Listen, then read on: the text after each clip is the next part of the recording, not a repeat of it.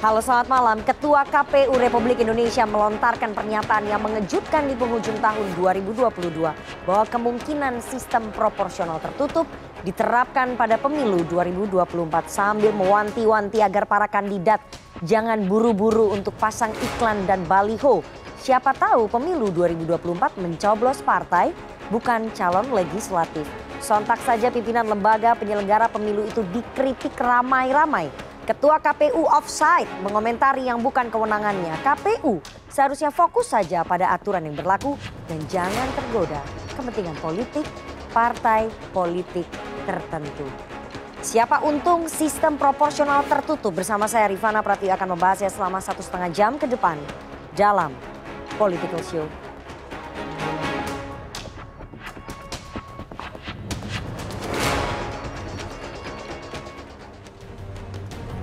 Belum berani berspekulasi ya. Ada kemungkinan kembali ke sistem proporsional daftar calon tertutup.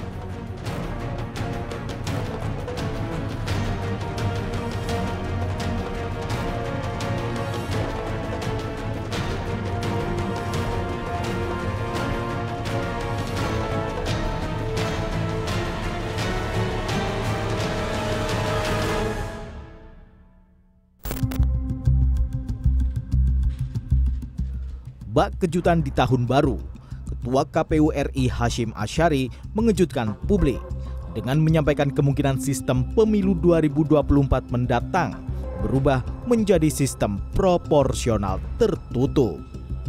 Hal tersebut ia sampaikan dalam sambutan acara catatan akhir tahun 2022 KPU RI di kantor KPU Jakarta Pusat Kamis lalu. Hashim mengungkapkan sistem pemilihan itu sedang dalam pembahasan pada uji materi di Mahkamah Konstitusi.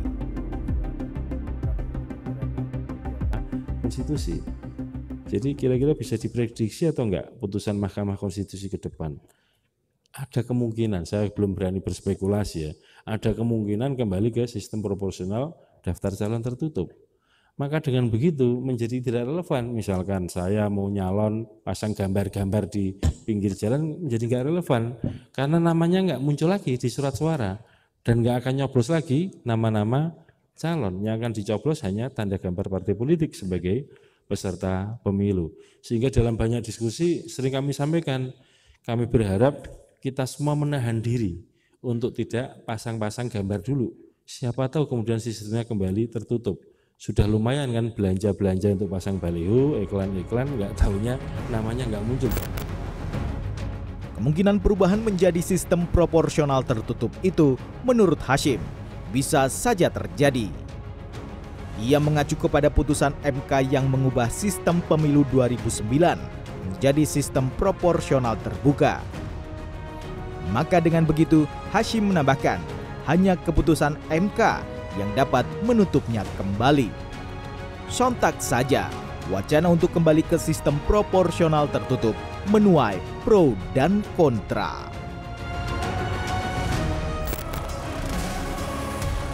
Sekjen Partai Nasdem Johnny K. Plate mengkritik pernyataan Ketua KPU yang dinilai offside dan tidak patut. Plate menegaskan Partai Nasdem menolak gagasan sistem proporsional tertutup pada pemilu 2024. Plate meminta KPU untuk fokus dan taat pada aturan perundang-undangan yang berlaku saat ini dan tidak tergoda kepentingan politik dari partai politik tertentu.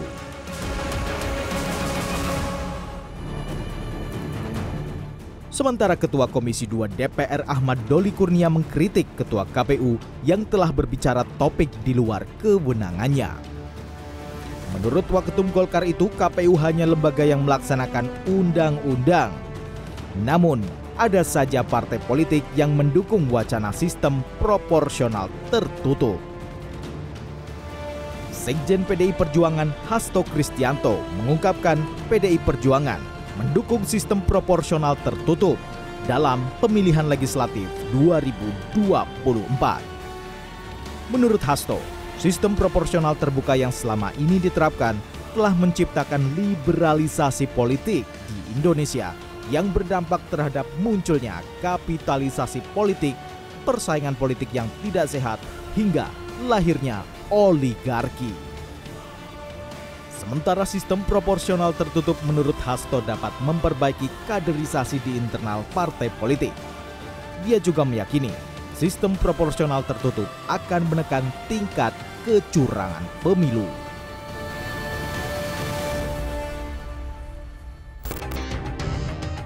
Apapun argumentasinya, yang pasti perubahan sistem dari sistem proporsional terbuka menjadi sistem proporsional tertutup akan berimplikasi kepada pemilih menjadi tidak bisa langsung memilih calon legislatif yang dipilih dan harus kembali menyerahkan pilihannya pada pilihan partai politik. Tim Liputan CNN Indonesia.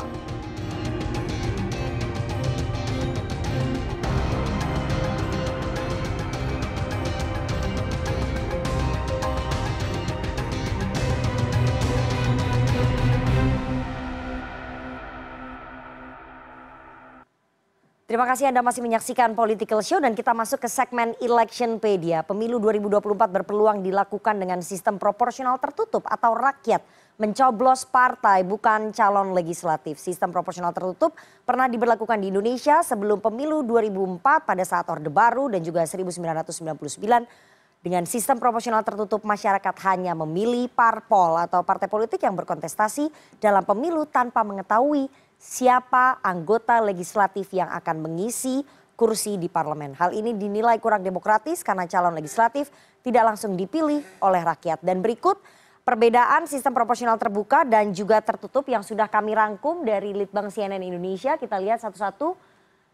Apa bedanya sistem pemilu proporsional terbuka dan juga tertutup? Ini untuk metode pemberian suara. Untuk proporsional terbuka, pemilih memilih salah satu nama calon. Jadi yang dicoblos adalah calegnya, nama calon anggota legislatifnya. Sementara untuk tertutup, pemilih mencoblos partai politik. Penetapan calon terpilihnya seperti apa untuk proporsional terbuka? Berdasarkan suara terbanyak, sementara untuk proporsional tertutup berdasarkan nomor urut. Jika partai mendapatkan 2 kursi, maka calon yang terpilih adalah nomor urut 1 dan juga nomor urut 2. Oke, selanjutnya. Selanjutnya adalah derajat keterwakilan. Untuk proporsional terbuka, derajat keterwakilannya tinggi karena pemilih bebas memilih wakilnya yang akan duduk di legislatif secara langsung sehingga pemilih dapat terus mengontrol orang yang dipilihnya. Sementara untuk yang tertutup ini kurang demokratis karena rakyat tidak bisa memilih langsung siapa calon legislatif yang akan duduk mewakili daerah pemilihannya. Karena semuanya sudah ditentukan oleh partai politik. Selanjutnya. Oke, tingkat kesetaraan calon. Tingkat kesetaraan calon untuk yang terbuka memungkinkan hadirnya kader yang tumbuh dan juga besar dari bawah menang karena memang adanya dukungan massa. Sama-sama bertarung di daerah pemilihan, dukungan massanya besar bisa terpilih. Itu kalau terbuka. Bagaimana dengan tertutup? Ini didominasi kader yang mengakar ke atas, yang elitis, kedekatannya dengan kekuasaan di parpol, di partai politik, bukan karena dukungan massa. Jumlah kursi dan daftar kandidat untuk proporsional terbuka, partai mendapatkan kursi yang sebanding dengan suara yang diperoleh. Sementara untuk tertutup, partai menyajikan daftar kandidat dengan jumlah yang lebih dibandingkan jumlah kursi yang dialokasikan untuk satu daerah pemilihan atau dapil. Selanjutnya. Oke, ada kelebihannya apa? Kelebihan terbuka, proporsional terbuka dan proporsional tertutup. Proporsional terbuka, kandidat bersaing dalam memobilisasi dukungan massa, kemudian terbangun kedekatan dengan pemilih, jadi antara yang dipilih dengan pemilih itu cukup dekat dan terbangun kedekatan ataupun keterwakilan yang cukup intens antara pemilih dengan yang dipilih. Proporsional tertutup memudahkan pemenuhan kuota perempuan atau kelompok etnis minoritas karena partai politik yang menentukan calegnya, dan kelebihan dari proporsional tertutup adalah meminimalisir praktik politik uang. Tapi praktik politik uang di masyarakat, tapi kalau misalnya praktik politik uang di dalam partai tentu saja untuk proporsional tertutup itu masih ada. Dan kecenderungan oligark di partai politik akan semakin menguat dengan proporsional tertutup. Oke, selanjutnya. Kita lihat kekurangan dari sistem proporsional terbuka. Yang pertama memang terjadinya politik uang cukup tinggi ya, sangat masif. Perputaran uang ataupun money politicsnya di kalangan pemilih dari yang dipilih itu sangat besar. Dan caleg-caleg membutuhkan modal politik yang cukup besar. Calon anggota legislatif yang akan bertarung di satu dapil memerlukan modal politik modal logistik yang cukup besar, kemudian rumitnya penghitungan hasil suara, dan sulitnya menegakkan kuota gender dan juga etnis. Jadi keterwakilan perempuan 30% itu agak sulit dipenuhi dengan proporsional terbuka. Kekurangan proporsional tertutup, pemilih tidak punya peran dalam menentukan wakil dari partai mereka. Kalau beberapa partai mengatakan ini seperti memilih kucing dalam karung, karena semuanya ditentukan oleh partai politik. Kemudian tidak responsif terhadap perubahan yang cukup pesat dan menjauhkan hubungan antara pemilih dengan wakil rakyat yang terpilih. Oke, kita lihat selanjutnya penerapannya di Indonesia. Ternyata sistem proporsional terbuka itu sudah pernah diterapkan di pemilu legislatif sejak tahun 2004, 2009, kemudian 2014 dan 2019. Praktis setelah reformasi itu semua kita menggunakan proporsional terbuka. Proporsional tertutup itu dilakukan di pemilu 1955, pemilu Orde Baru, dan pemilu 1999. Jadi setelah reformasi 98, satu kali pemilu tahun 99 itu menggunakan sistem proporsional tertutup. Oke, selanjutnya kita lihat dengan adanya pro kontra sistem proporsional terbuka dan juga tertutup, ternyata ada beberapa pihak ataupun ada beberapa pemohon yang mengajukan gugatan uji materi Undang-Undang Nomor 7 tahun 2017. Ada beberapa pasal tapi yang paling kita highlight adalah pasal 168 ayat 2. Saya ingin tunjukkan bunyinya seperti apa. Pasal 168 ayat 2 Undang-Undang Nomor 7 tahun 2017. Slide berikutnya.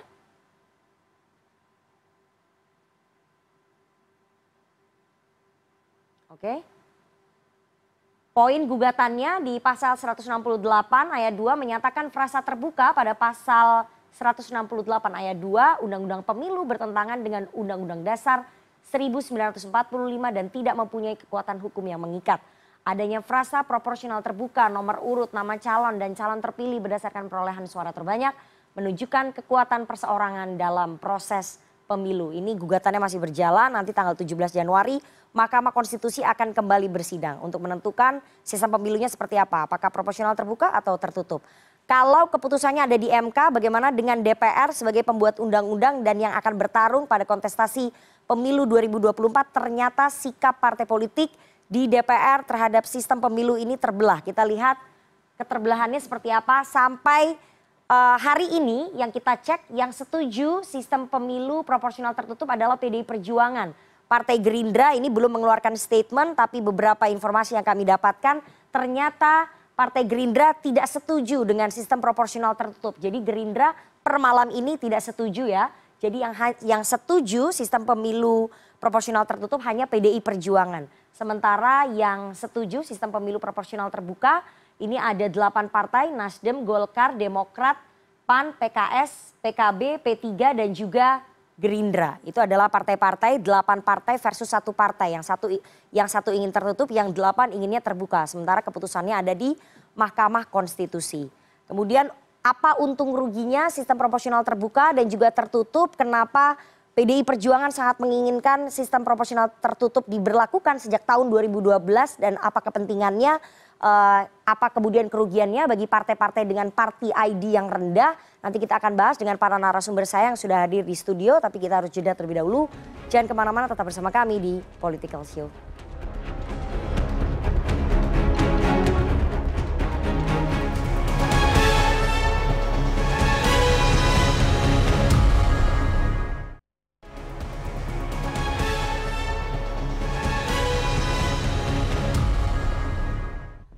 Terima kasih Anda masih menyaksikan Political Show. Uji materi Undang-Undang Nomor 7 tahun 2017 tentang pemilu terkait sistem proporsional terbuka tengah diajukan ke Mahkamah Konstitusi. Namun sebelum MK mengeluarkan keputusan, Ketua KPU Hashim Asyari keburu menyatakan pemilu 2024 mendatang tidak menutup kemungkinan kembali pada sistem proporsional tertutup.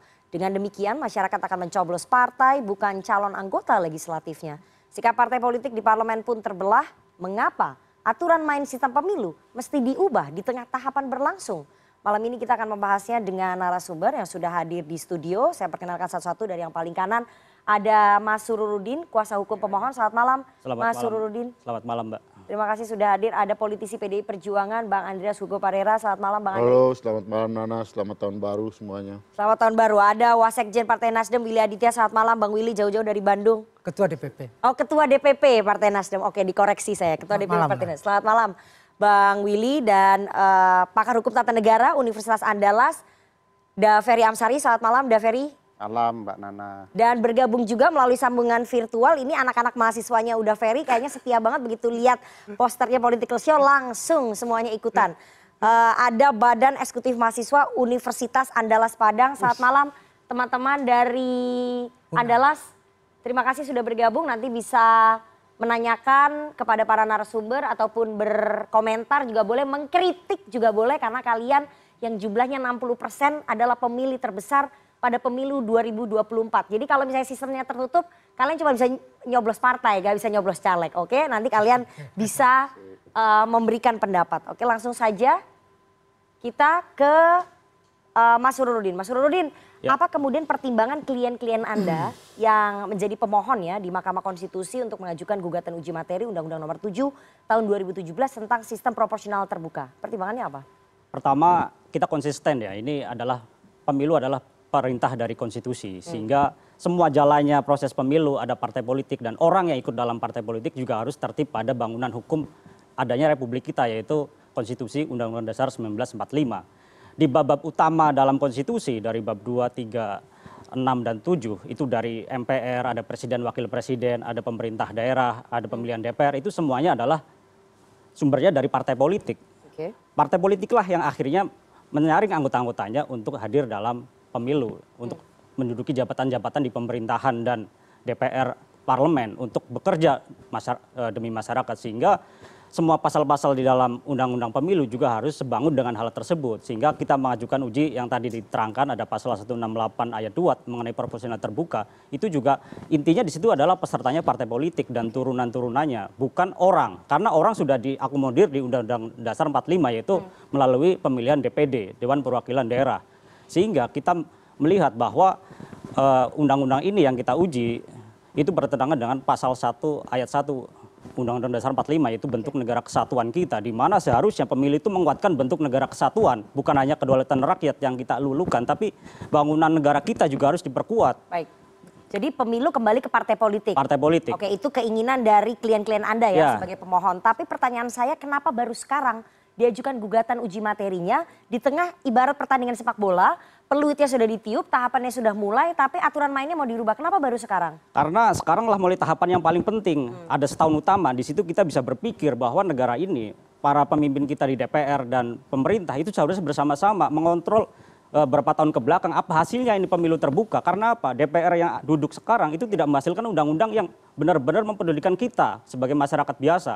Mereka yang dipilih secara terbuka, beberapa tahun ini hanya berapa undang-undang yang dibuat. Karena mereka juga tidak menjalankan program-program yang menjadi kewajibannya. Mereka mencari popularitas tapi bukan bekerja membuat undang-undang. Itu yang harus ditekankan. Jadi bukan sekarang orang-orang itu sibuk kampanye, tapi ini masih ada 1 tahun mereka untuk bekerja. Jadi fokuslah bekerja, jangan fokus untuk kampanye atau membesarkan image pribadi dia. Sehingga itulah yang jadi tujuan utama. Dari mana Anda bisa tahu bahwa dengan sistem tertutup kemudian lebih banyak undang-undang yang dihasilkan nanti pada periode berikutnya? Apa indikatornya? Pemilu 99 sampai 2004, 2004 sampai 2009 itu rata-rata per tahun ada sekitar 50, 53, 55 undang-undang yang dibuat per tahun. Mungkin bisa lebih awal-awal reformasi, tapi dari tahun 2009 sampai sekarang 2014 itu rata-rata berapa? 20, setengahnya, seperempatnya, belasan. Jadi ini kan penurunan kadar fungsi dari DPR itu sendiri, yang fungsinya legislatif apa? Fungsinya mencari popularitas. Mereka bukan bekerja untuk membuat undang-undang. Kita kan butuh orang yang duduk di PR itu membuat undang-undang. Bukan mereka tampil di baliho atau sebagainya mencari popularitas untuk dia agar terpilih kembali. Tapi mereka dipilih kita itu bekerja. Ingat, pekerjaan mereka itu sebagai legislatif, pengawasan, dan anggaran. Jadi itulah yang fungsi utama mereka. Jangan melebihi fungsi dari itu sehingga itu akan mendistorsi fungsi mereka. Itu bertentangan dengan konstitusi. Tapi jadi Anda hanya berkaca pada pengalaman pemilu 1999 yang menggunakan satu sistem proporsional tertutup. Sebelumnya, kalau kita lebih jauh. Sebelumnya adalah Orde Baru. Anda mau mengambil Orde lama pun itu tertutup. Lama dan juga Orde Baru. Ya sebelumnya, jadi 955 itu kan tertutup. Ya kan? Itu tertutup. 55. Itu perintah dari para pendiri bangsa kita, 55 dari Muhammad Hatta, bahwa kita itu yang pertama kali setelah Indonesia didirikan apa? Partai politik. Kita harus ingat, karena apa?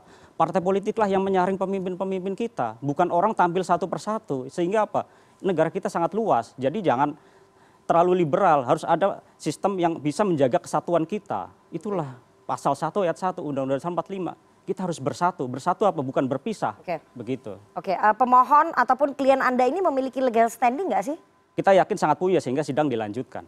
Oke, kalau misalnya kita lihat komposisinya ya Bang Andre, dari pemohon dari sekitar 5 ya pemohonnya ya? Ada 6. Oh 6 itu yang pertama adalah kader PDI Perjuangan, saya tidak usah sebut namanya. Jadi salah satu pemohon dari 6 pemohon yang mengajukan gugatan uji materi Undang-Undang Nomor 7 Tahun 2017 tentang sistem proporsional terbuka ini adalah kader PDI Perjuangan. Artinya memang PDI Perjuangan berkepentingan supaya sistem pemilu kita berubah di 2024 Bang Andre. Enggak, pertanyaan ini terlalu menjurus. Oke. Soal yang mengajukan itu kan adalah orang yang mempunyai kepentingan terhadap pelaksanaan daripada undang-undang terhadap undang-undang dasar.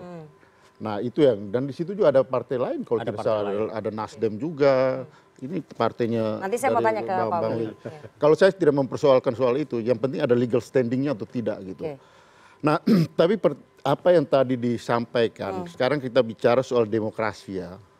Demokrasi itu menghendaki adanya perwakilan, perwakilan, sistem perwakilan.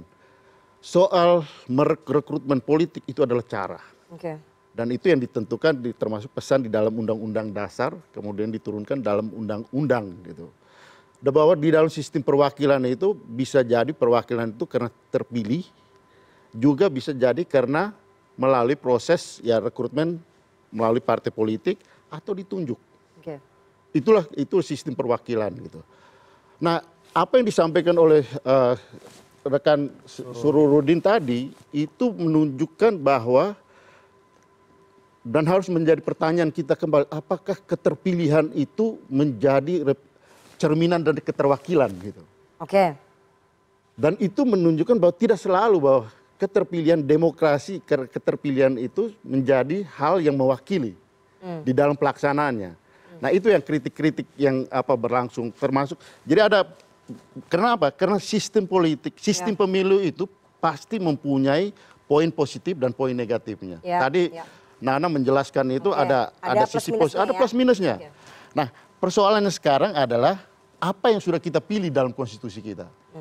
Soal pemilu ini di dalam konstitusi kita, nah, saya biar jelas saya bacakan aja bahwa di dalam undang-undang dasar kita pasal 22 pasal 22E ayat 3 peserta pemilihan umum untuk memilih anggota Dewan Perwakilan Rakyat dan anggota Dewan Perwakilan Daerah adalah partai politik. Oke. Ya. Sementara ayat 4-nya peserta pemilihan umum untuk memilih anggota Dewan Perwakilan Daerah adalah perseorangan. Nah dari dua pasal ini menunjukkan bahwa rejim untuk pemilihan umum Dewan Perwakilan Rakyat itu adalah rejim kolektif. Oke. Sementara peserta pemilihan umum untuk memilih Dewan Perwakilan Daerah itu adalah rejim individual, perseorangan. Nah sehingga ini harus menjadi turunan di dalam undang-undang. Oke.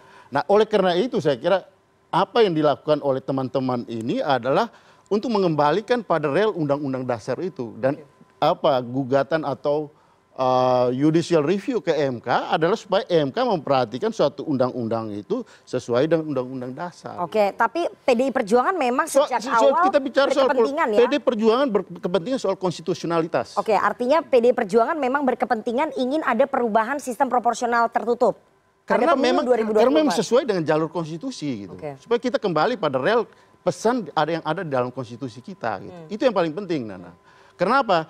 Karena pesan dalam konstitusi kita menginginkan bahwa di dalam sistem pemilu itu ada plus minusnya pasti. Dan kalau kita bicara soal partai politik akan bicara soal kepentingan bagaimana ya kepentingan yang menguntungkan partainya gitu.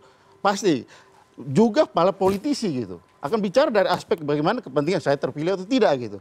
Tapi kita bicara sini ada bicara soal bagaimana konstitusi dan bagaimana kepentingan nasional gitu. Itu yang paling penting. PDI Perjuangan memerintahkan kadernya nggak untuk mengajukan gugatan itu atau memang itu inisiatif? Saya nggak tahu soal itu. Tapi itu nggak penting gitu.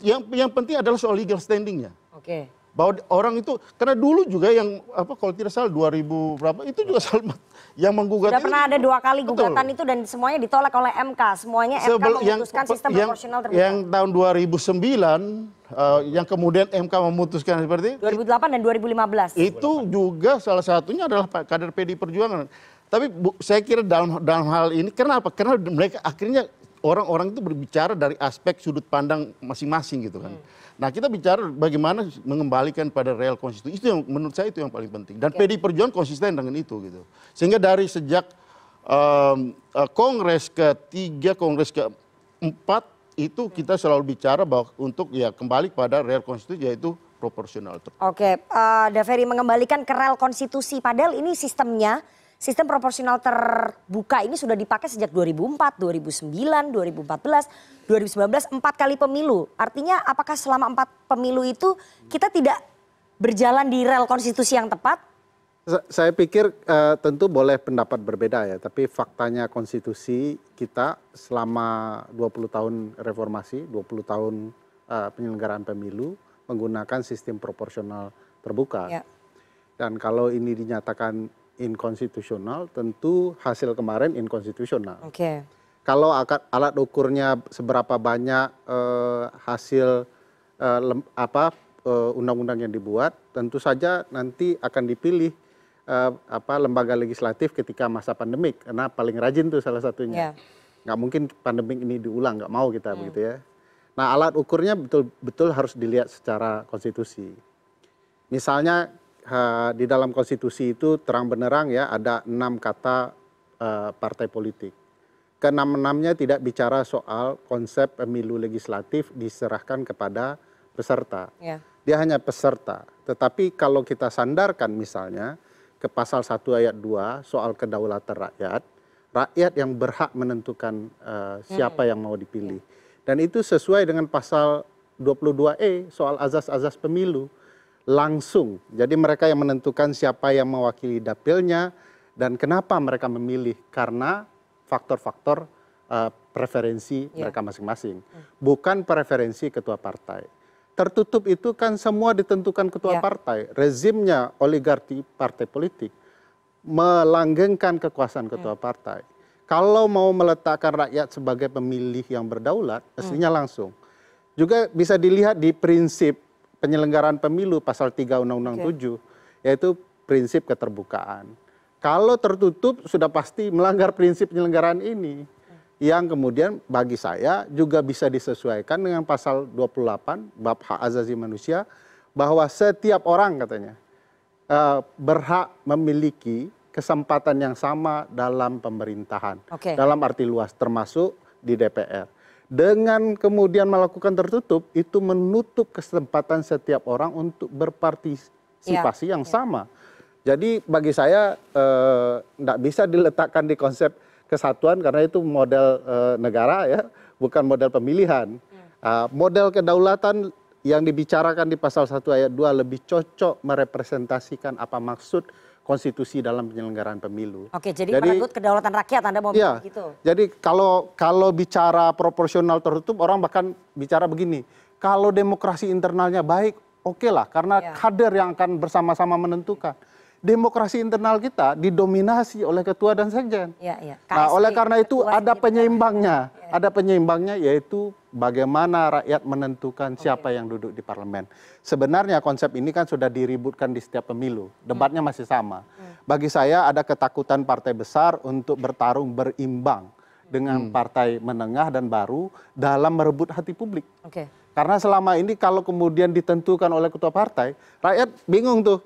Yang mana yang dipilih akhirnya partai besar mayoritas yang akhirnya kembali dipilih. Beda sekarang, rakyat bisa menentukan pilihan siapa orangnya, apa baktinya di dapil, dan apa perannya bagi mereka. Bukan yang menentukan adalah ketua partai. Ada ketakutan dari partai besar bersaing dengan partai menengah. Gimana makanya kemudian berusaha untuk mengubah sistem pemilunya. Kalau nggak takut bang nggak usah diubah aja. PDI Perjuangan itu 50 tahun. Dan kami sudah pernah mengalami semua pemilu. Dan kami menang bahkan di dalam sistem yang sekarang pun gitu. Ini bukan persoalan persoalan takut, persoalan Bukan. Tapi kan pernah kalah, Bang. Ya pernah kalah, pernah menang dan menang kembali gitu, dan kemungkinan untuk menang juga besar gitu. Sehingga masalahnya itu bukan masalah soal takut menang. Karena itu tadi kalau kita bicara soal kepentingan pasti interpretasinya seperti itu. Tapi ya tadi yang saya katakan bahwa apa yang tadi Pak Ferry sampaikan itu, pesan itu ada di dalam pasal keempat, pasal 4 ayat 4 dari pasal 22 itu, bahwa peserta pemilu untuk memilih anggota Dewan Perwakilan Daerah itu perseorangan. Sementara di ayat ketiga, peserta pemilihan umum untuk memilih anggota Dewan Perwakilan Rakyat dan anggota Dewan Perwakilan Rakyat Daerah adalah partai politik. Jadi peserta itu bukan hanya kemudian mengirimkan daftar calegnya, tapi juga dia dipilih gitu. Tapi partai politik kan bukan juga orang. Ya, yang bisa tapi di sini perintah undang-undang dasar ini adalah ada perintah di undang-undang dasar. Peserta pemilihan umum, calonnya bukan peserta, calonnya kader. Ya, tapi dia tidak bicara. Jadi nanti diatur di dalam undang-undang. Ya undang-undang mengatur. Makanya itu proporsional undang-undang dari sini soal interpretasi udah. Soal interpretasi, bahwa tapi di sini perintah ada dua rejim di situ, rejim kolektif di pasal 3 di ayat 3 dan rejim individual perseorangan itu untuk DPD itu di ayat keempat itu jelas di sini. Undang-undang dasar ini undang-undang dasar gitu. Tapi MK sudah 2 kali menafsirkan itu menolak sistem proporsional tertutup. Ya. Tahun 2008 dan 2015. itu 2008 kemudian jadi di pelaksanaan 2009 itu kan saya ingat waktu itu karena saya ini ikut dalam pemilu sudah beberapa kali gitu sejak dari ada 2 kali gugatan ke MK dan MK dua-duanya menolak. Nah pada waktu itu proporsional tertutup, tapi kalau ada anggota atau ada caleg yang memperoleh sesuai dengan jumlah suara BPP bilangan pembagi dia berhak gitu. Kalau karena dianggap ambigu maka diputuskan sesuai dengan tafsir untuk proporsional terbuka dengan suara terbanyak itu. Gitu. Pada kenyataannya sudah dipakai. Dan itu dipakai. Itu yang dipakai dan PDI Perjuangan sistem penghitungan kursi, Bang. Iya, bilangan pembagi pemilu. Soal hak siapa yang berhak memilih dan apa yang mereka pilih. Ya itu sekarang kan yang dipilih kan apel, buah-buahan misalnya ya. Yang perlu yang mereka pilih itu siapa orangnya. Siapa yang bertani di partai itu. Itu tidak dinyatakan. Sehingga kemudian kalau misalnya di pasal 1 ayat 2 itu kedaulatan ada di tangan rakyat. Emang partai politik tidak representasi rakyat? Bukan, Bang. Begitu rakyat berdaulat artinya dia berhak itu kan soal metode. Itu metode apakah langsung atau melalui rakyat? Fungsi partai itu mendidik kader. Soal cara. Kalau partai soal cara apakah itu kalau partai yakin kadernya baik melalui partai, dia akan muncul dengan kader. Partai itu adalah bagian dari rakyat. Tidak pede. Itu adalah bagian dari kader-kadernya rakyat. Kalau Anda punya keinginan untuk langsung, itu adalah interpretasi. Baik. Bukan MK melalui putusannya mengatakan konstitusional kemudian untuk menerapkan sistem proporsional terbuka karena ini kedaulatan rakyat. Bapak-bapak. Saya harus ambil kendali di sini ya. Saya mau ke Bang Willy dulu soal legal standing.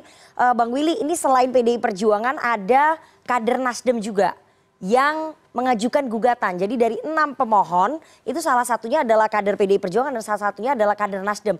Ini disadari ini representasi partai atau memang ada yang memainkan, Bang Willy?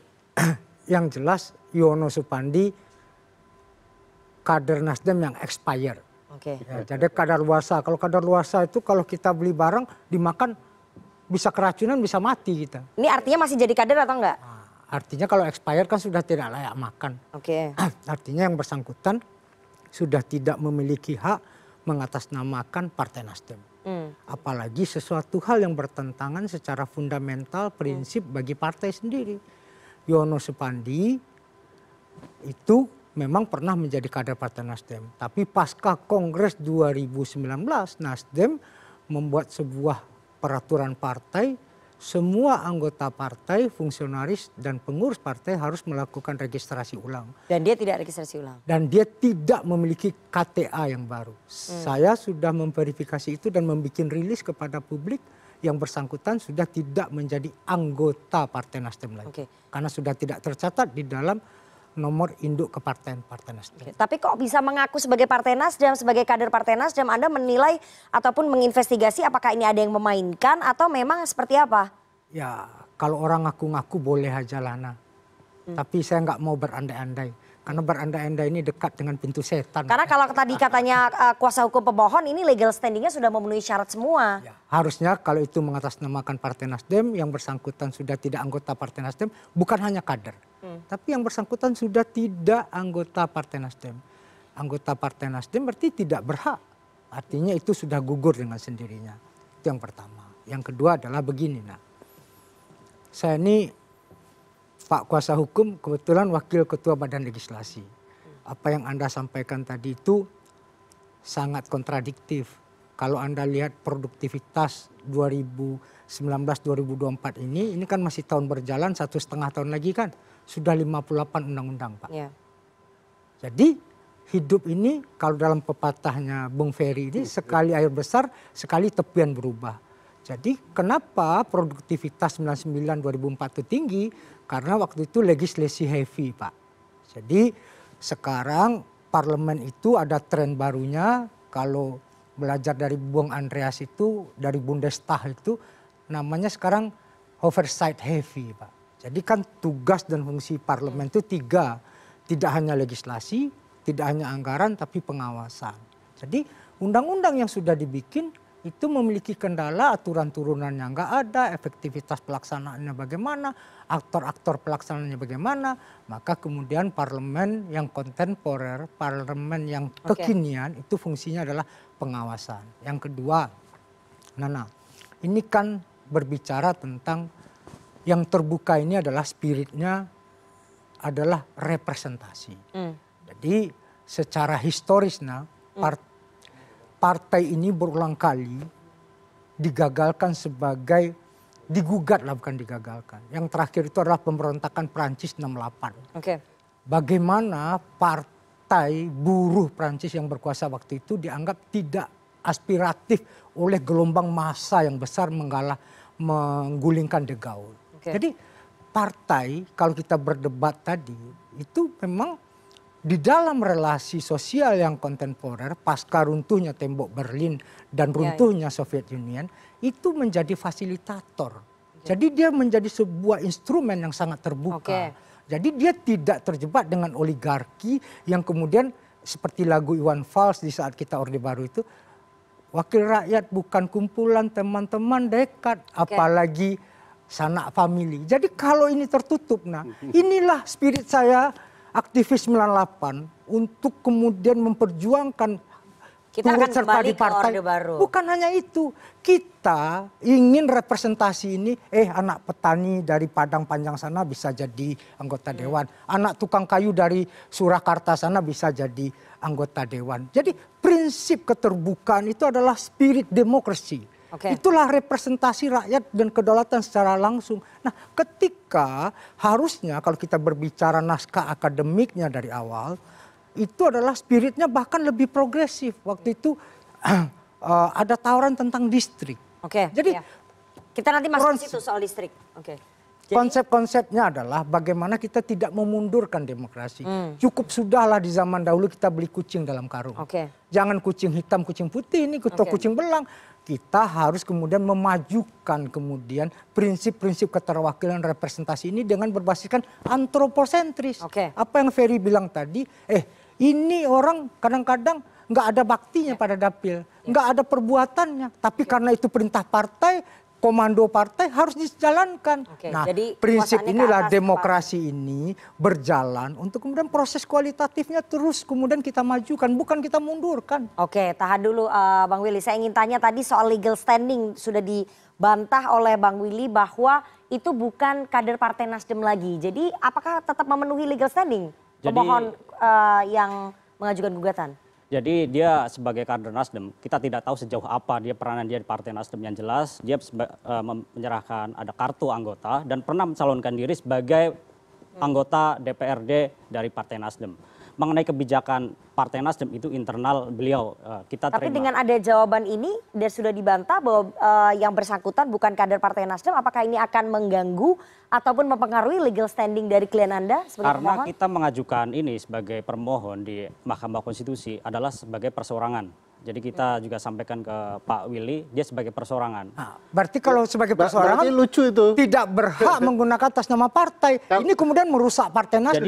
Jadi Anda begini, juga harus standing ini adalah bahwa dia punya dasar. Kenapa dia bisa menguji ini? Karena dia punya pengalaman secara personal, merasa dirugikan sebagai anggota partai. Ini terbuka, merugikan dia, biaya yang mahal, sosialisasi yang terlalu mahal. Setelah itu dia tidak bisa berperan lebih besar dari partai karena partai ujung-ujungnya adalah biaya. Walaupun jadi ini tidak bisa serta-merta ada kerugian secara material dari pemohon. Ini asumsi yang sangat gebrau ya, sangat benar-benar sangat sesat. Bahwasanya dengan tertutup itu kemudian akan meminimalisir politik uang. Itu sesat.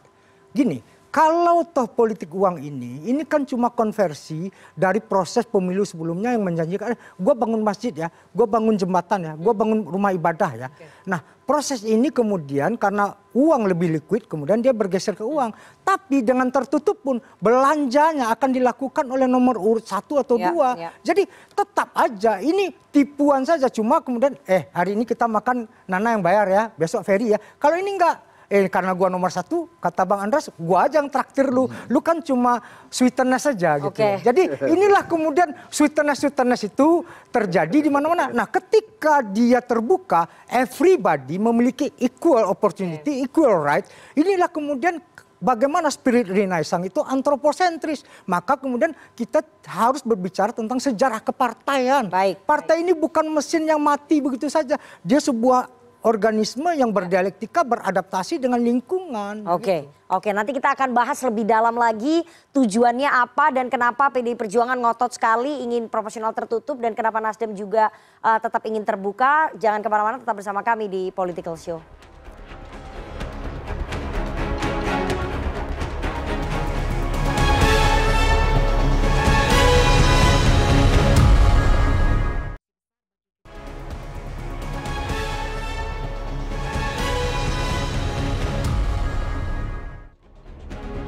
Terima kasih Anda masih bersama kami di Political Show dan beberapa saat yang lalu Ketua KPU Hashim Asyari mengungkapkan pernyataan yang mengejutkan padahal putusan MK-nya belum ada. Ayo kita sama-sama dengarkan pernyataan dari Ketua KPU Hashim Asyari yang sepertinya sudah mengetahui apa isi putusan MK. Konstitusi. Jadi kira-kira bisa diprediksi atau enggak putusan Mahkamah Konstitusi ke depan? Ada kemungkinan, saya belum berani berspekulasi ya, ada kemungkinan kembali ke sistem proporsional daftar calon tertutup. Maka dengan begitu menjadi tidak relevan. Misalkan saya mau nyalon pasang gambar-gambar di pinggir jalan menjadi nggak relevan. Karena namanya nggak muncul lagi di surat suara. Dan nggak akan nyoblos lagi nama-nama calon. Yang akan dicoblos hanya tanda gambar partai politik sebagai peserta pemilu. Sehingga dalam banyak diskusi sering kami sampaikan, kami berharap kita semua menahan diri untuk tidak pasang-pasang gambar dulu. Siapa tahu kemudian sistemnya kembali tertutup. Sudah lumayan kan belanja-belanja untuk pasang baliho, iklan-iklan, nggak tahunya namanya nggak muncul. Ya 50 juga lah. Saya mau tanya dulu ke Nasdem. Bang Willy, ini sekjen Anda sampai mengatakan dan beberapa petinggi dari Partai Nasdem mengatakan bahwa Ketua KPU offside. Karena putusan MK-nya belum keluar, tapi Ketua KPU sudah menyampaikan adanya peluang bahwa kita akan kembali ke sistem proporsional tertutup. Kadang-kadang kita kalau di panggung itu sur sendiri. Jadi lupa diri. Penyelenggara, KPU itu penyelenggara pemilu menjalankan undang-undang. Tidak memiliki etis, tidak memiliki etika, tidak domainnya untuk beropini. Itu salah sesalah-salahnya. Jadi sebaiknya kita menjaga diri, tahu diri di mana dan kapan kita harus berbicara. Jadi itu biarkan domain pembentuk undang-undang ya. Jadi toh kalau MK sudah putuskan, MK juga tidak bisa langsung turun ke KPU. Jadi PKPU juga nggak bisa. Turunnya itu nanti pembuat undang-undang. Dan sekarang kalau kita tahu ini kan undang-undangnya nggak direvisi. Jadi kita nggak tahu ini entah untuk peraturan kapan juga nggak tahu. Entah pemilu 2009 atau sekarang nggak mungkin. Karena Nana tadi bilang ini proses sudah berjalan. Jadi permainan sudah dimulai. Kita tentu tidak ingin gegabah, kita tidak ingin kemudian sembrono dalam proses permainan ini. Karena demokrasi itu adalah kepastian hukum. Untuk itu kemudian biar kemudian satu penyelenggara, biar kemudian tertib hukum aja, tertib dengan aturan yang ada dan jalankan itu. Yang kedua, biarkan nanti ya kalau kita belajar dari putusan MK tentang keserentakan, itu kan MK memberikan opsi-opsi, apalagi ini materi yang sudah sebelumnya pernah diuji. Ya. Jadi saya kembali melihat kita bermain dengan domain kita masing-masing saja, biar kemudian tidak memberikan hal-hal yang insinuatif kepada publik. Ya. Melangkahi kewenangan KPU, dampaknya apa terhadap ketatanegaraan kita kalau ketua KPU seperti itu, Pak Ferry? Sebenarnya secara konstitusional dan undang-undang kan pagar-pagar untuk penyelenggara itu sudah ada. Di Undang-Undang Dasar pasal 22E itu penyelenggara harus mandiri. Dia tidak boleh menunjukkan kesukaannya kepada sistem tertentu, kepada partai tertentu. Dia harus betul-betul menunjukkan kemandiriannya, tidak kemudian menganut nilai-nilai tertentu. Walaupun secara keilmuan oke lah, boleh saja. Tapi sekali lagi ketua KPU adalah penyelenggara. Dilihat prinsip penyelenggaraan harus profesional. Tindakan itu tidak menunjukkan profesionalitasnya sebagai ketua KPU. Dan saya merasa tidak patut ya dia hadir dalam sidang MK untuk menyampaikan perspektif pribadinya. Bukan kehendak yang ditentukan oleh undang-undang dan undang-undang dasar. Ketika dia menyampaikan gagasan pribadinya, mengungkapkan kemungkinan-kemungkinan, dia sudah menunjukkan preferensi politiknya dan itu tidak benar. Nah, sejauh ini saya melihat memang itikat ketua KPU, personal ya saya mau menunjuk, bahwa selama ini selalu mengeluarkan pandangan-pandangan pribadi, bukan pandangan kelembagaan, bukan ketentuan yang disebut di dalam undang-undang maupun undang-undang dasar. Jadi tidak benar tindakan-tindakan yang dilakukan ketua KPU RI. Bang Andre, apakah kemudian PDIP melihat bahwa ketua KPU ini seperti punya preferensi tertentu dengan sistem yang kebetulan didukung oleh PDI Perjuangan? Ya, saya kira kita harus lihat ketika dia bicara dalam konteksnya.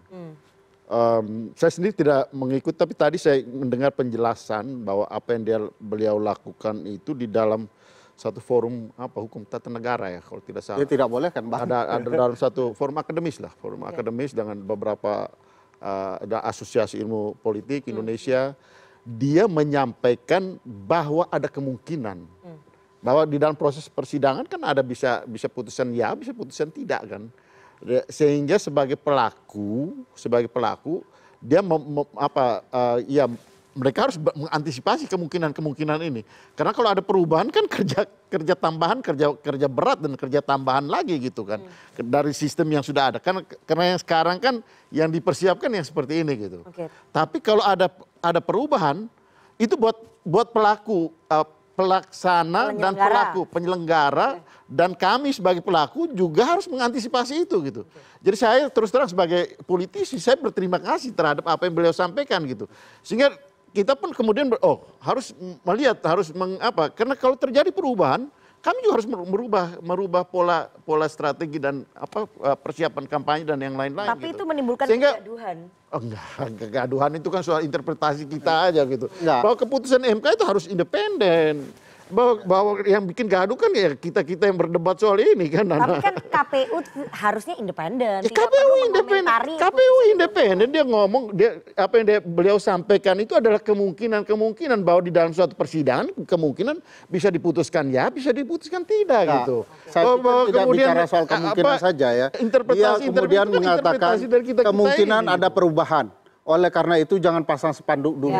Ini ada intervensi teknis yang semestinya tidak dilakukan. Kalau saya berterima kasih terhadap itu. Karena Bapak yang harusnya Bapak harus berterima kasih kepada ketua undang-undang, bukan kepada pilihan kesukaan ketua KPU. Bukan dan itu. Teknis itu karena sekarang kan menurut saya kalau kemudian ini di tahapan kampanye dia sudah merusak. Orang sudah siap-siap lalu dia mengatakan tunda semua. Dulu pengalaman ketika berubah di dalam ketika agak last minute gitu, dan itu banyak merubah Ya, apa. tapi kan sebagai sekarang masih agak jauh gitu, tidak masih mungkin dia sekarang masih agak jauh, masih mendingan gitu. Waduh. Dan artinya beliau menyampaikan itu.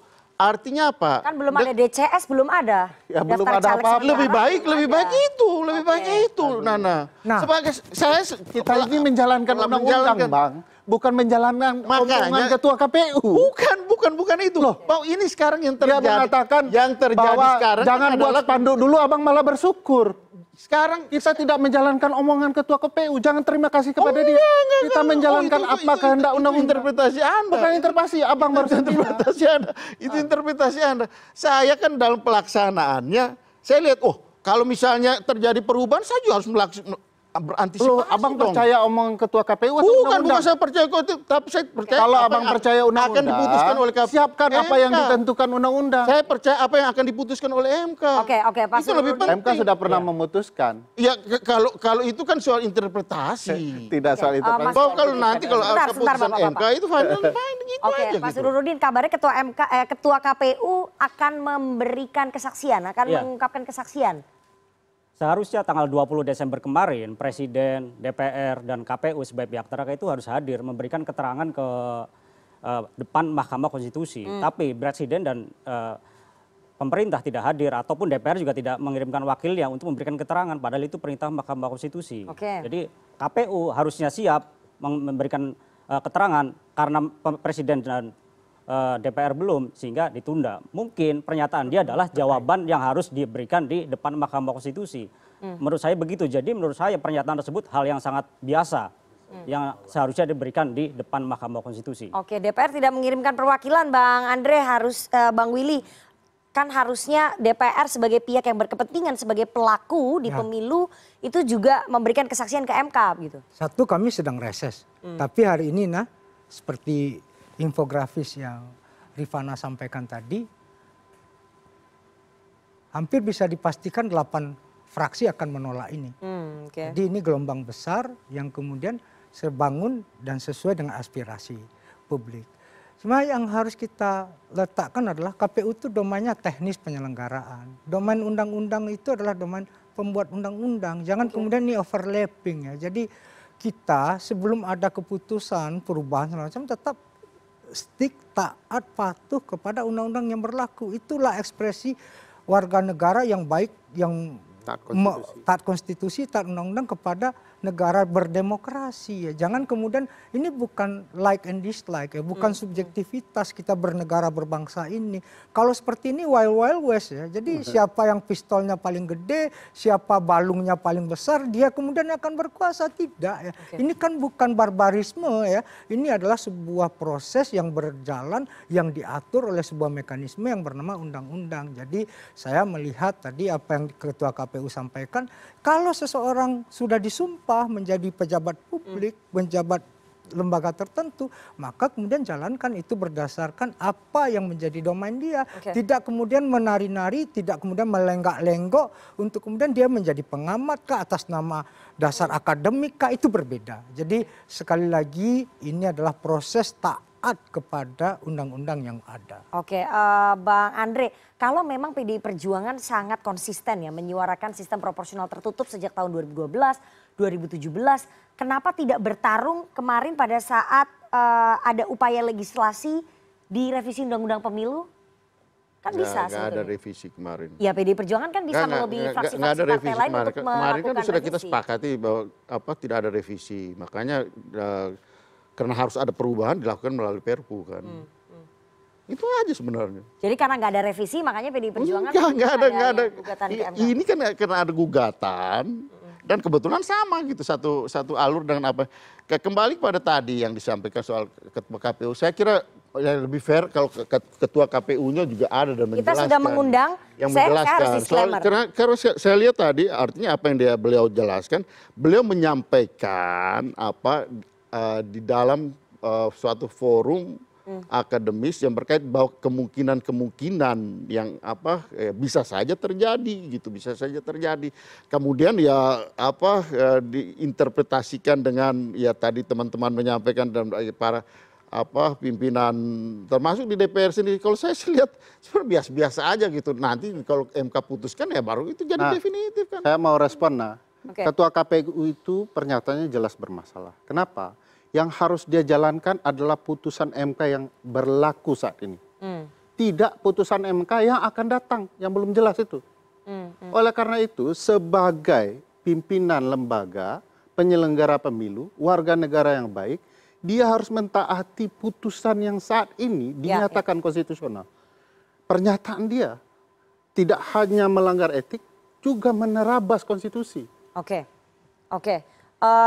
Saya mau disclaimer ya bahwa kami CNN Indonesia Political Show sudah mengundang Ketua KPU Hashim Asyari untuk hadir baik secara langsung ataupun via Zoom. Tapi yang bersangkutan tidak bersedia untuk hadir, menyatakan tidak bisa hadir dalam dialog kita. Jadi bukannya kami tidak mengundang ya Bang Andre, tapi kita sudah mengundang. Tapi yang bersangkutan Ketua KPU Hashim Asyari tidak bisa hadir. Saya mau ke Bang Willy. Bang Willy, apa sih sebetulnya yang menjadi kekhawatiran partai-partai seperti Nasdem, kemudian Golkar, saya nggak tahu ya kalau partai lain, tapi Nasdem, yang jelas 8 fraksi yang menolak sistem proporsional tertutup, ingin tetap sistem proporsional terbuka. Apakah karena khawatir melihat hasil yang 2019 kemarin, party ID-nya itu rendah, lebih banyak suara caleg dibandingkan suara partai, itu yang menjadi kekhawatiran? Ya, gini kalau kita analogikan, sekarang kita dari Depok, Bekasi ke Jakarta itu sudah naik KRL atau Transjakarta. Terus sekarang disuruh orang naik andong dari Depok dan Bekasi. Mereka harus kerja jam 8, berangkat jam berapa? Habis itu kudanya di mana? Ini kan suatu hal yang sudah maju, modern. Dan kemudian itu sepi aja pasarnya. Nggak ada gairahnya. Itu 11% party ID itu harusnya jadi pembelajaran bagi kita. Bahwasanya problem representasi ada anything wrong dengan sistem kepartaian kita pada masa lalu. Untuk itulah kemudian dicari cara untuk kemudian bagaimana menggoirahkan itu. Dia bukalah ruang dialektika bagaimana involvement dari para wakil-wakil rakyat untuk difasilitasi oleh partai politik. Jadi itulah yang menjadi landasan objektif ya, bahwasanya yang lain ada preferensi, is oke aja. Tapi inilah medan pertarungan politik keterbukaan siapa yang kemudian sebangun dengan aspirasi publik dan sebangun dengan aspirasi publik itu sendiri. Nah di dalam hal inilah kemudian bagaimana mekanisme kontrol penting. Jadi kalau dia wakil rakyat itu bisa directly punishment-nya. Apa punishment-nya? Dia tidak dipilih lagi 5 tahun yang akan datang. Tapi kalau dia menjadi wakil partai, punishment-nya tidak ada secara direct. Inilah yang saya katakan beli kucing dalam karung itu ya. Dia berakar ke atas tidak kepada ke bawah ya. Nah, apa fungsi partai? Fungsi partai adalah kemudian di sana ada party order namanya. Kalau tadi disangsikan, oh ini tidak mau representasi, apa mekanisme partai, disiplin partai tegak dan patuh di sana dalam proses pengambilan keputusan melalui mekanisme paripurna, melalui proses kandidasi, itu semua mekanisme partai berjalan. Jadi ini hajab si Rajab bin Mustajab ajanya ini, karang-karangan ajanya ini. Jadi suatu hal yang sebenarnya existingnya sudah tidak ada. Gitu Nana. Bang Andre, ini pengawasannya akan sulit nanti. Kalau kemudian dengan sistem proporsional tertutup, masyarakat tidak bisa memberikan kritik langsung kepada anggota legislatifnya karena ya itu tadi ditentukan oleh partai politik. Jadi melahirkan oligark itu di dalam partai politik. Kan kayak gini, kan di dalam sistem proporsional tertutup kan juga ditampilkan daftar calegnya kan. Kalau misalnya partai itu dengan ya itu tadi kecurigaan bahwa nanti ini oligarki partai, pasti dia tidak akan terpilih lagi, tidak akan dipilih lagi di pemilu yang berikutnya gitu. Jadi ini juga akan untuk memberikan tanggung jawab pada partai ketika mengusung calegnya gitu. Yang kemudian kalau terpilih dia menjadi representasi dari rakyat melalui partai gitu. Karena kalau tidak dia tidak akan terpilih lagi gitu. Nah, ya di sini ini soal pilihan aja gitu, soal metode untuk memperoleh sistem perwakilan tadi gitu. Nah kalau calegnya kemudian tidak punya tanggung jawab terhadap enggak juga sekarang kalau kita lihat juga tidak selalu seperti itu. Apa yang dikhawatirkan partai Bang dengan rakyat berhak memilih? Nggak ada kekhawatiran. Kalau itu tidak usah bertarung saja. Perjuangan kami siap dengan semua sistem. Berarti Tapi kita lihat ini undang-undang dasar ini. Ini undang-undang dasar, maka saya bilang Tidak dari ada tadi. di undang-undang dasar. Di undang-undang dasar pasal ini Pak, yang teman-teman ini mempersoalkan pasal 22E ayat 3 di pemilu presiden peserta itu presiden. Tetapi partai juga berhak kemudian menentukan siapa calon. Iya. Kami rakyat juga berhak menentukan. Sekarang kalau partai khawatir betul, silahkan bertarung terbuka di pemilu 2024, kampanyekan. Kami silahkan Anda pilih partai, nanti kami akan menentukan calon. Silahkan kampanyekan kalau memang berani. Rakyat cenderung dalam berbagai survei lebih suka memilih siapa yang mereka anggap patut duduk di. Buktinya masih banyak juga yang pilih partai loh. Artinya lebih jadi sebenarnya persoalan ini kan apa ya? Artinya Parti ID-nya PDI Perjuangan hasil 2019 berapa? Ya paling tinggi memang PDI Perjuangan, tapi gini. Arti ID PDI Perjuangan tinggi, tapi di faktanya ada kalau anatomi pemilih kita hari ini itu 80% orang memilih individu. Partai itu cuma 20% dan itu cuma terkenal kepada PDI Perjuangan, PKS dan P3. Nah, inilah yang kemudian tidak apple to apple. Jadi kita harus melihat kebijakan itu dibangun dengan sebuah proyeksi ke depan, bukan masa lalu. Tapi itu fundamentalisme. kita bicara soal korespondensi itu yang harus kita lakukan. Mana prinsip-prinsip kedaulatan rakyat itu harus kemudian kita letakkan. Bahwasanya rakyat kemudian lebih suka, lebih cenderung memilih orang. Karena mekanisme punishment-nya, reward and punishment-nya terjadi secara langsung untuk kemudian proses kita berdemokrasi itu bergairah. Kalau itu orang milih partai langsung tutup toko. Hari ini aja megap-megap. Begitu orang nyoblos partai walaupun ada listnya di depan TPS, ini apa-apaan ini kata orang. Jadi itu ada ikatan sederhananya ikatan antara pemilih dengan yang dipilih. Saya mau menyederhanakan. Jadi begini. Bahwa proporsional terbuka itu rakyat memilih siapa calonnya. Proporsional tertutup, ketua umum partai yang menentukan siapa yang duduk. Jadi sederhana, tentu rakyat suka memilih. Karena kecenderungannya begitu ketua partai menentukan siapa yang terpilih, bisa saja itu orang tidak pernah hidup di dapilnya, bekerja untuk dapilnya. Jadi orang merasa siapa dia mewakili kita. Sekarang yang terjadi justru banyak seperti tadi kan itu. selalu bilang bahwa beli kucing dalam karung. Sekarang kita udah beli kucing di luar karung. Kucingnya udah kelihatan. Apakah dia bisa bekerja? Ini jadi masalah kita sebagai pemohon. Udah kita tahu kucingnya nih, ada warna kucing oranye, ada kucing hitam, ada kucing putih. Itu udah tahu. Tapi kucing ini toh sama juga tidak bisa bekerja, tidak bisa menjaga lumbung padi kita, tidak bisa mengejar tikus. Yang dia apa? Kucing ini sukanya bersolek, berdandan agar dipilih. Dari 575 anggota DPR semuanya begitu. Jadi begini, bukan itu. Jangan salahkan rakyat dengan main kucing-kucingan ini ya. Karena bagaimanapun itu pasti proses partai. Dari 2019 sampai sekarang. Salahkan partainya, jangan rakyat memilihnya. Partai melemah, partai tidak bisa mengontrol kucing-kucing yang udah berlarian. Dia berlari ke sana kemari, tidak bisa dikontrol. Yang bisa kontrol siapa? Rakyat, tidak bisa sama sekali. Kita mencoblos pada saat 5 tahun sekali. Toh, karena bagi duit, itu kesalahan lain. Nah, kesalahannya adalah rakyat berhak memilih, tapi yang berhak memecat ketua partai. Coba yang berhak memecat juga rakyat. Itu akan lain ceritanya. Jadi itulah partai harus memodernisasi diri. Undang-undang parpol dari tahun 2008 sampai tapi sekarang. Gaya lama, bagaimana memodernisasi diri kalau gayanya gaya lama? Mempercantik diri sendiri, bukan mempercantik rumahnya. Yang mempercantik itu partai. Makanya rumahnya harus dijaga dulu. Jangan buru-buru orang ini menjadi kucing terus-menerus. Ya, Bapak-bapak, kita akan tanya kepada perwakilan teman-teman mahasiswa yang nanti akan memberikan suaranya pada pemilu 2024. Apakah teman-teman pemilih muda yang jumlahnya 60% ini lebih suka memilih ataupun mencoblos partai politik atau mencoblos calon anggota legislasi yang bisa mereka titipkan pesan soal persoalan-persoalan di dapilnya. Nanti kita akan tanya ke teman-teman mahasiswa, jangan kemana-mana, tetap bersama kami di Political Show.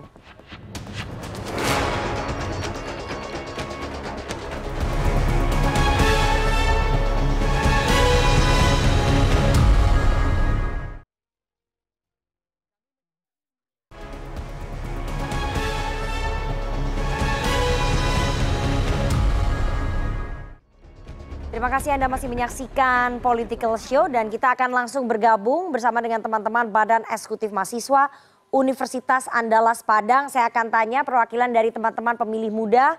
Langsung saja ke siapa dulu nih? Yodra, Anda memilih sistem proporsional terbuka apa tertutup langsung? Memilih coblos partai atau coblos caleg? Cek apakah suara saya Ya, dengar? silakan. Baik, terima kasih banyak atas kesempatannya. Pertama yang kita harus garis bawahi adalah pada hari ini negeri ini sibuk dengan wacana saja gitu. Wacana dari tokoh-tokoh pejabat yang seharusnya tidak pernah harus membicarakan hal tersebut. Kemarin ada presiden 3 periode ataupun penundaan pemilu. Sekarang ini adalah proporsional tertutup. Seolah-olah negeri ini tidak ada yang harus dibahas lagi. Kemudian kalau kita lihat bahwasanya memang pada hari ini adalah kedaulatan itu berada di tangan rakyat, bukan di kedaulatan di tangan partai. Jadi ketika dia terpilih, dia itu adalah petugas rakyat, bukan petugas partai. Itu yang harus digarisbawahi oleh kita semuanya. Nah, pada hari ini saya juga menanggapi dari kuasa hukum tadi yang mengatakan bahwasanya sebenarnya tidak ada korelasi antara negara kesatuan dengan proporsional tertutup ataupun terbuka lah kalau menurut saya. Nah, kami sebagai generasi Z ataupun generasi milenial ini, kami tidak percaya terhadap sistem pengkaderan di partai itu sendiri. Jadi kami lebih memilih kalau memang orang tersebut adalah benar-benar adalah pilihan kami memilih mereka, bukan memilih partai. Dan kami juga pada hari ini pemimpin-pemimpin muda terutama yang di daerah yang tidak memiliki uang ataupun tidak memiliki power di sana, mereka bisa berbicara ataupun bisa tampil menjadi wakil kami di DPR ataupun di DPRD ataupun di DPRD. Nah, oleh karena itu jikalau hanya dipergunakan sistem proporsional tertutup, maka calon-calon potensial orang-orang muda generasi Z ataupun generasi milenial yang bisa masuk ke parlemen untuk mempersoalkan suara kami itu tidak akan bisa masuk. Oleh karena itu kami sangat menyayangkan hal ini. Dan juga kalau hal ini terjadi, maka menurut kami peluang politik uang itu semakin besar, tapi di dalam partai politik itu sendiri. Makanya siapa yang paling banyak uang, dia akan bisa menjadi ketua partai dan bisa jadi dia akan memenangkan pemilu. Dan juga sistem oligarki itu akan semakin terbuka, di mana siapa yang dekat dengan ketua partai ataupun dia jadi ketua partai, dia pasti akan mendapatkan jabatan tersebut. Oleh karena itu sekarang sistem pengkaderan partai itu tidak diperlukan lagi kalau proporsional tertutup, cukup nanti dibayar saja partai politik ataupun cukup saja untuk nantinya masuk menjadi ketua dan segala macamnya. Oleh karena itu pada hari ini sebenarnya ketua KPU itu seharusnya bukan fokus terhadap ini lagi, karena pernyataannya sangat kontroversial. Fokus bagaimana partisipasi pemilih pada 2024 itu sangat tinggi gitu. Seharusnya bagaimana treatment untuk menggait suara-suara milenial, treatment untuk menarik suara-suara dari masyarakat yang seharusnya itu yang dilakukan oleh Ketua KPU, bukan mengeluarkan keputusan-keputusan kontroversial hari ini. Nah, di sini juga harus digarisbawahi sekali lagi pasal 1 ayat 2 Undang-Undang Dasar tahun 1945 menjelaskan kedaulatan di tangan rakyat. Oleh karena itu bebas kami dong, bukan soal liberalisasi. Partai seharusnya berlegowo soal itu, bukan kedaulatan partai yang harus dilaksanakan. Nah, oleh karena itu ketika dia terpilih, dia adalah petugas kami, bukan petugas partai gitu. Itu yang harus kita garisbawahi. Terima kasih Yodra, komplit sekali ya. Kita kasih kesempatan ke temennya Fajar Septian. Langsung Fajar Septian, Anda memilih sistem proporsional tertutup atau coblos partai atau coblos caleg? Silakan. Lebih singkat lagi karena durasinya nggak banyak. Oke, baik. Cek. Terdengar suara saya, Mbak? Silakan. Oke, baik. Terima kasih banyak. Sebelumnya menarik. Anda ya hadir di ruangan ini sangat menarik nih, Mbak. Pada kesempatan kali ini bahwasanya pertama ada KPU, partai dan juga rakyat, ada 3. Yang pertama berbicara tentang KPU, ini sudah menurut saya ini salah menggunakan kebebasan berpendapat ini menurut saya. Kenapa? Karena memang selaku penyelenggara tidak pantas rasanya berpendapat seperti itu, lebih mengetahui hasil ke depannya atau meraba-raba yang sepatutnya tidak dilaksanakan oleh KPU. Yang kedua, ini sangat lucu memang KPU menyatakan treatment seperti ini ataupun pendapat seperti ini. Yang kedua, partai ini sudah jelas bahwasanya statement lalu menyatakan bahwasanya kaderisasi partai itu tidak berjalan dengan baik. Jadi di sini evaluasi nih bagi partai yang ada di Indonesia nih Mbak, dan juga yang hadir di studio bahwasanya pada kesempatan kali ini partai gagap dalam menyiapkan kaderisasi dan juga atau gagalnya partai tidak adanya calon kandidat yang kuat yang hari ini yang akan dinaikkan dalam kontestasi demokrasi di masa yang akan datang. Dan juga ada statement dari pemohon yang rasanya juga tidak pantas dilontarkan pada hari ini Mbak, terkait DPR tidak menghasilkan 0,0 sekian saja itu sudah hasil namanya, dan sekarang sudah dihasilkan. Tadi disampaikan bahwasanya ada 20 hasil undang-undang yang dicapai ataupun berbicara di sebelum adanya orde baru itu 50, dan itu rasanya bukan suatu perbandingan menurut saya hari ini. Dan 17 Januari masih panjang, dan itu kita akan kawal terkait keputusan MK apakah MK memutuskan untuk mengadakan proporsional tertutup atau bagaimana. Juga pada kesempatan kali ini partai pendukung yang tadi dijelaskan bahwasanya itu banyak dari partai yang memiliki yang bisa dikatakan ketakutan, tapi yang disampaikan oleh salah satu politisi tadi bahwasanya itu bukan satu ketakutan, kami siap perang. Tapi pernyataan siap perangnya itu bukan siap perang terhadap kita sudah habis nih. Tapi pernyataan tersebut adalah siap perang untuk melawan undang-undang dan juga tidak hormat terhadap undang-undang yang berlaku. Itu hormat kepada Ketua KPU yang hari ini mungkin pro kepada, dan juga mungkin terjadi miskom nih Mbak, karena tadi udah diundang juga CNN ya, udah diundang oleh CNN tapi tidak hadir kepada acara kali ini. Baik, terima kasih. Dan juga pada kesempatan kali ini bahwasanya waktu kita sudah habis. Fajar Septian, generasi Z pasti memiliki tokoh yang mungkin sudah ditokohkan dari dulu. Dan itu juga bukan. Ya, saya langsung kasih kesempatan ke Mas Surudin, silahkan. Ya. Tanggapannya? Ya, tanggapannya terhadap mahasiswa ya kita terima kasih mereka juga peduli pada permohonan kita. Ini adalah bagian dari wacana yang kita bangun bahwa pemilu juga harus dinamis seperti saat ini. Kita juga terima kasih kepada KPU memberikan tanggapan pada gugatan kita karena ini menjadi pemanasan dan mencari sistem yang ideal bagi pemilu ke depan. Kita jangan stagnan, apa-apa yang sudah terjadi ke belakang kita harus kontrol. Konstitusi juga hidup, ideologi bangsa juga harus diperkuat. Pancasila, kesatuan, kedaulatan rakyat, sistem pemilu, bagaimana kita partisipasi publik, masyarakat, karena tren pada pemilu-pemilu sekarang itu turun-menurun, turun terus. Karena apa?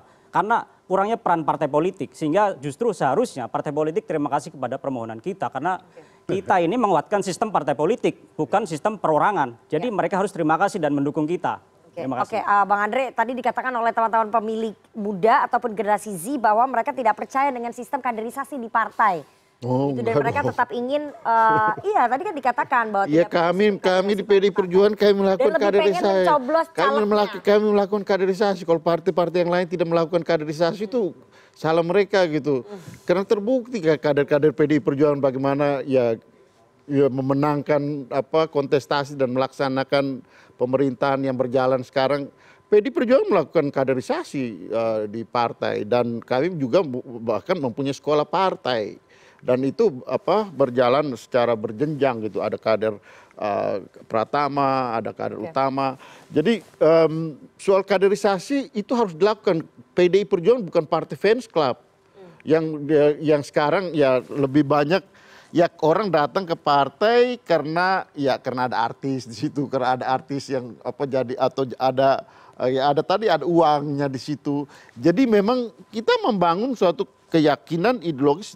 Dan kalau kita bicara kalau pilar partai itu adalah pilar dari demokrasi, nah itu tadi seharusnya memperkuat partai ini sebagai representasi dari keinginan rakyat. Jadi ini soal metode, soal cara gitu.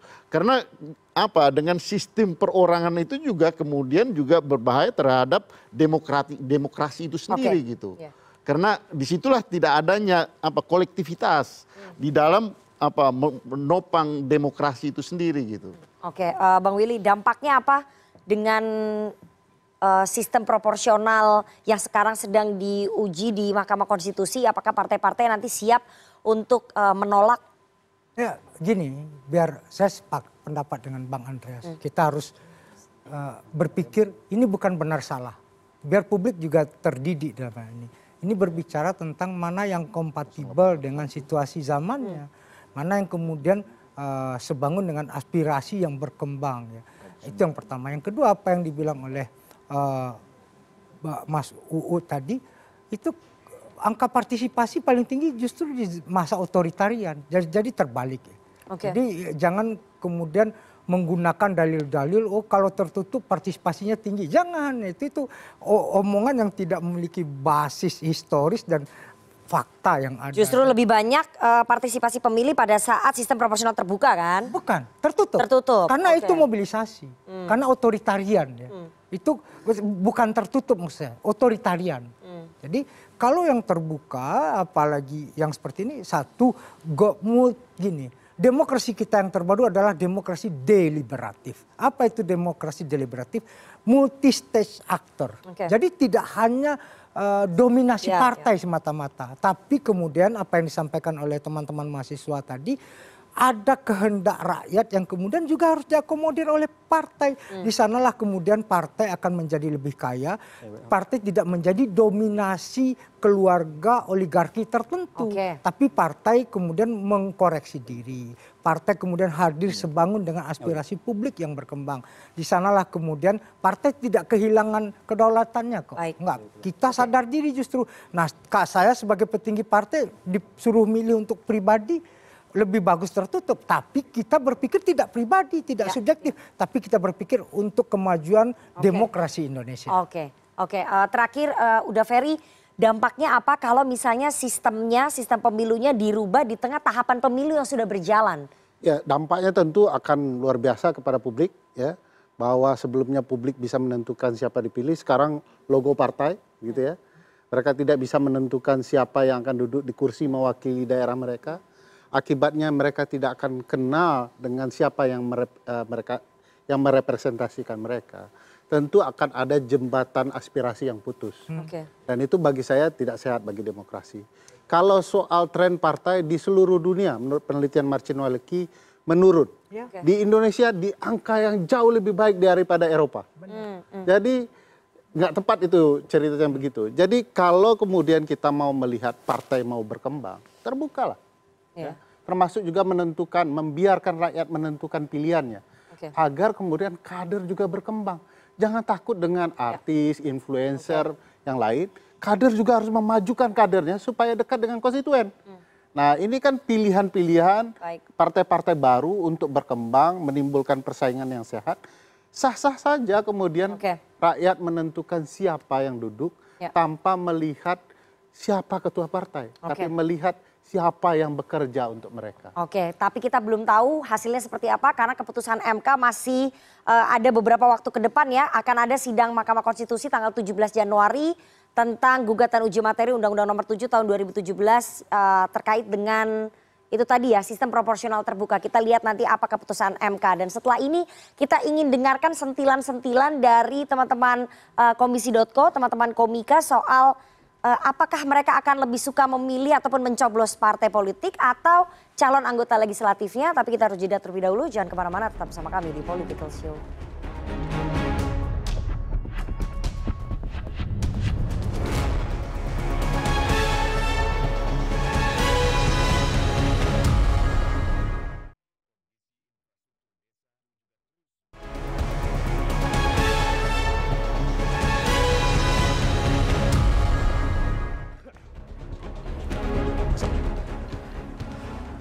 Assalamualaikum warahmatullahi wabarakatuh. Waalaikumsalam. Selamat tahun baru. Selamat tahun baru. Selamat tahun baru abang-abang semuanya. Diskusi hari ini panas sekali, Bang. Kita nonton di luar panas sekali debatnya. Panas sekali. Tapi mumpung nggak ada KPU, mari kita omongin KPU. Boleh. Gibah. Mumpung nggak ada orangnya. Mumpung nggak ada orangnya, nggak bakal disomasi kita. Betul. KPU itu kan singkatan, Dok. Apa tuh? Komisi Pemborosan Umum. Jangan. Bukan. Ya udah, jangan bercanda. KPU itu Komisi Pemilu Tertutup Umum. Bukan. Yang benar. Komisi PDIP Umum. Bercanda loh. Ada apa gitu sih? Komisi Pemilihan Umum milik rakyat bersama. Iya, betul. Tampung loh sama Bang Andre. Aman banget, Bang Andre. Lanjut, Dok. Lanjut. Kalau kita ngomongin masalah tema kita hari ini. Yes. Tertutup dan juga terbuka dan ngomongin KPU. KPU tuh sekarang lagi masa-masa mereka bekerja banget, Bang. Karena ini adalah masuk ke tahun politik. Betul. Ini adalah saat-saatnya di tahun di mana KPU menunjukkan bahwa mereka ada. Betul. Waktunya mereka menunjukkan mereka benar-benar bisa bekerja. Bekerja, karena takutnya masyarakat umum tuh tidak tahu fungsi dan kerjanya, job desk-nya KPU itu apa kalau lagi nggak ada pemilu. Benar, aku Bang sebagai masyarakat umum tuh merasa bingung. Kadang tuh kalau nggak ada pemilu, apa yang dikerjakan oleh pegawai-pegawai KPU? Jangan-jangan mereka datang ke kantor itu cuma ngobrol basa-basi aja. Datang satu pegawai KPU gitu, anak sehat, sehat. Anak kamu sehat. Pulang. Karena nggak tahu lagi apa yang harus dikerjakan. Nggak tahu lagi. Kan nggak tahu masyarakat umum. Makanya ketika tahun politik show off. Show off. Apapun dilakukan. Dikerjakan. Tapi kalau kita ngomongin masalah pemilu tertutup dan pemilu terbuka. Itu semua ada baik dan buruknya semua. Ya, betul. Kita bahas dari baiknya dulu kali. Oke, baiknya pemilu terbuka dan tertutup. Baiknya kita bahas yang buruknya aja kali. Emang teman saya cuma bisa mikir yang buruk doang, Bapak. Tapi kita bahas semua, Bang. Pemilu terbuka, aku baca-baca nih katanya positifnya pemilu terbuka adalah semua orang dari semua kalangan bisa ikut berpolitik. Oh, contohnya giring. Itu iya, tapi bukan itu maksudku, yang ada di kepalaku bukan itu, Bang. Oh, semua kalangan bisa ikut, background apapun bisa ikut, umur bisa ikut. Betul. Oh, contohnya bapak-bapak umur 79 tahun bisa main suling. Kita ke materi berikutnya aja kali, Bang. Kita ke materi berikutnya aja kali ya. Kalau ngomongin buruknya, di sosial media juga banyak orang ngebahas, Bang. Apa? Katanya buruknya pemilu terbuka adalah adanya politik uang. Katanya. Tadi Bang Willy bilang nih. Betul. Tadi bener nih. Makanya menurut aku, pemilu terbuka itu sebenarnya nggak terbuka-terbuka banget. Apa, Bang? Karena ada tertutupnya. Apa itu? Serangan fajar. Oh iya, benar. Karena kita nggak ada yang tahu. Nggak ada yang tahu, kita nggak ada yang tahu. Sekarang kita bahas pemilu tertutup. Kita ngomongin pemilu terbuka, ada buruknya, abang itu seneng. Wah, berhasil, klienku menang. Sekarang kita bahas pemilu tertutup. Tenang Bang Willy, kita di Kita pihak bahas itu. juga. Tenang Bang. Pemilu tertutup, kalau ini aku lihat dari statementnya Ketua KPU, Bang. Oh, statementnya Ketua KPU. Betul, katanya nih ada baiknya nih pemilu tertutup. Oh, kata Ketua KPU ada baiknya tertutup. Betul. Punya alasan. Alasan. Namanya KPU ya. Aku tuh percaya kali sama KPU tuh. Ya. Pasti kalau KPU membuat suatu keputusan itu pasti alasannya hukum, politik, ideologi negara. Pasti penting alasannya. Apa, Dok? Desain katanya, Bang, masalah desain surat suara, Bang. Enggak, taruh dulu.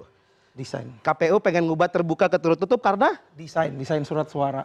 Lebih kenapa? gampang. Kenapa, Dok? Katanya kalau desainnya pemilu tertutup, desainnya cuma satu, ngeprintnya murah, katanya begitu. Nggak tahu dulu, masalah printer dulu, masalah desain dulu deh. Ya, katanya sih begitu, Bang. Enggak, buat bapak-bapak KPU, Pak, sekarang ada teknologi namanya Canva. Oh iya.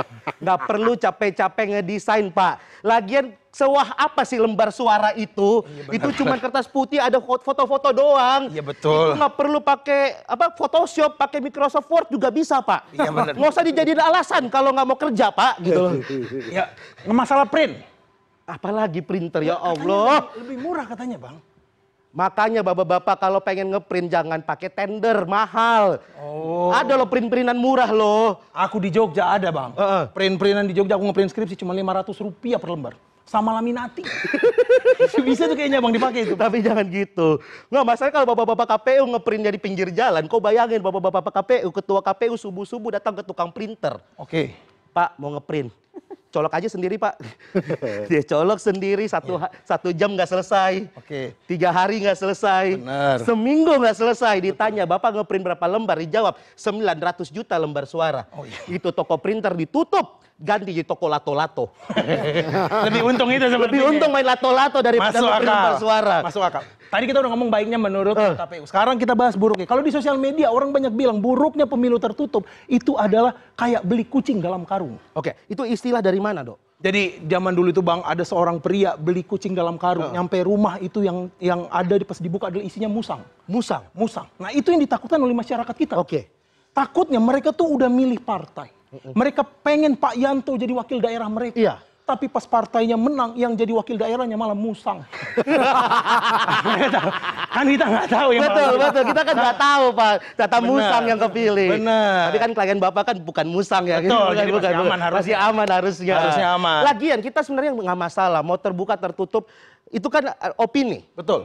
Tapi jangan pada saat udah mau bertanding baru diganti. Benar. Ini udah mau pertandingan, udah mau mulai. KPU mau ganti peraturan. Bayangin Piala Dunia kemarin.